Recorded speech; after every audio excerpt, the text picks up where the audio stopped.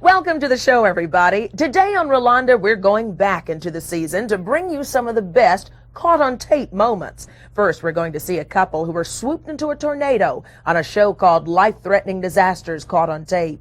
I was rolling around, and then all at once there were no walls, no ceiling, nothing to stop us, and it was just whoosh up into the air, and I was going around and around. Then we'll revisit the story of two former police officers who were trying to talk a bomb suspect out of blowing himself up. The show was Amazing Stories of Survival Caught on Tape. At the point, we thought we were going to get him to give up and let it go.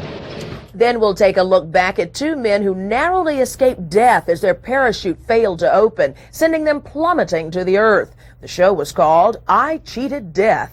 We were so low that both chutes he had pulled and the automatic opener fired the reserve into the main chute. It caused an entanglement, and I'm up there going, oh my God, I'm going to lose my friend. I spent the last 10 seconds of my life with him, having the best.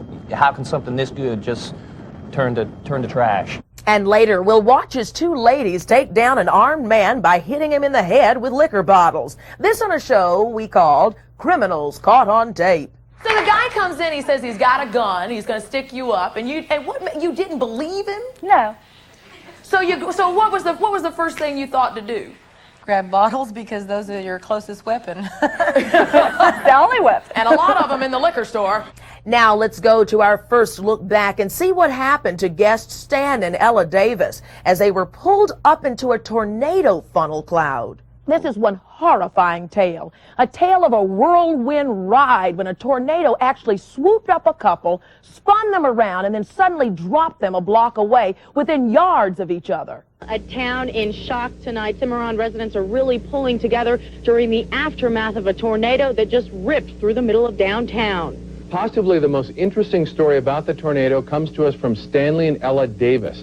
They're teachers in Maxwell, but live and run a pizza parlor in Cimarron. They got a look at the tornado like no one else. That's because it sucked them up and took them for the ride of their lives. Wow. Please welcome from Maxwell, New Mexico, Stan and Ella.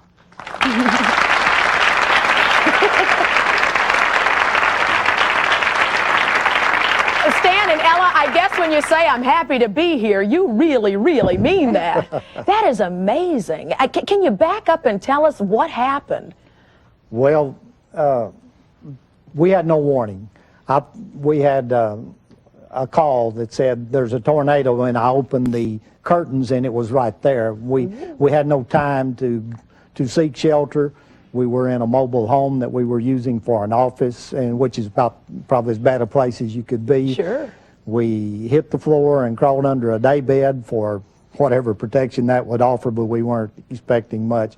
We knew we were dead. We told each other goodbye. You did? We were holding hands, and at that time, the mattress on the daybed was rising in the air from the pressure. The trailer was already moving into the tornado, and I told her, I said, "Hon, we won't be coming back from this. This is goodbye. This is the end." Trailer started to roll, and then it exploded, and if you can imagine, sticking your vacuum hose right down on a bug on the floor, that's about how fast we went into that thing.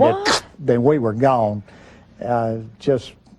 What did you feel, Ella? What was that like? We were separated, and I just remember I was rolling around, and then all at once there were no walls, no ceiling, nothing to stop us, and it was just whoosh up into the air, and I was going around and around. And could you see anything? Could you? Well, I could see, I suppose I held the bed frame with a death grip because it kept hitting me, and I could see how it was grotesquely shaped and changing and hitting me again, but I did not realize it must have been in my hand, and finally it hit me hard enough that I was unconscious when I landed on the ground. Tell me about this landing. Well, I rode the thing, I put my hands in front of my arms in front of my face and balled up in a ball and closed my eyes, and I was aware, the tremendous force and the tremendous speed, but I'd never gone into eternity before, so I didn't know, but maybe that was a typical way to travel. Right. I wasn't sure if I was dead or alive.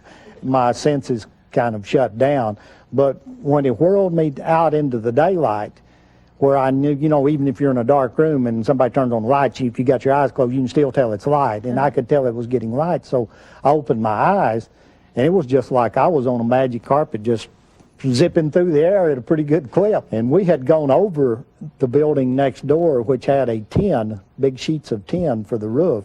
So all that tin was in there with us, just whirling, you know. It was, you know, kind of, in my mind, it's kind of like being in a big meat grinder, you know. That tin should have chopped us They up sure should have. in little bitty pieces.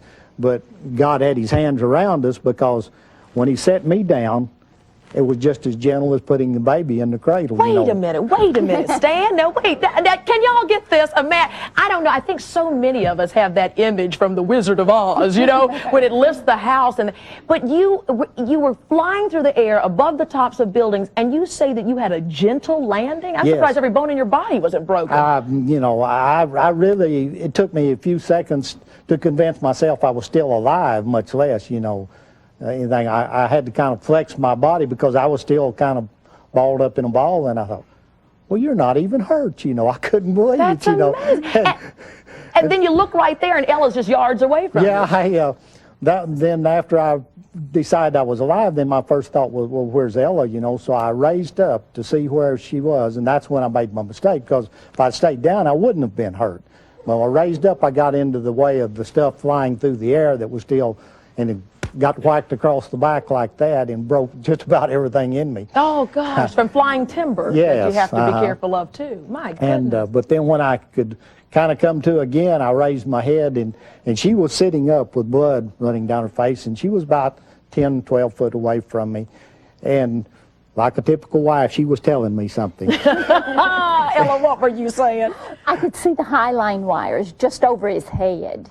And I didn't know if there was power in them or not, but I was so afraid after going through that he was going to be electrocuted now. Wow. Coming up, more drama as you witness a husband and wife's video of the Northridge, California 6.6 earthquake aftermath.